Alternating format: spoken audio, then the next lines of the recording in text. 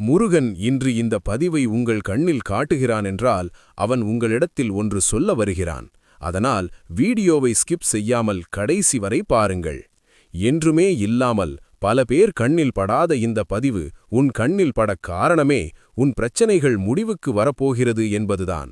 உங்களுக்கு முருகனின் அருள் பெற வேண்டுமென்றால் கந்தா சரணம் என்று கூறி சேனலை சப்ஸ்கிரைப் செய்து உங்கள் 5 நண்பர்களுக்கு இந்த பதிவை ஷேர் செய்யுங்கள்.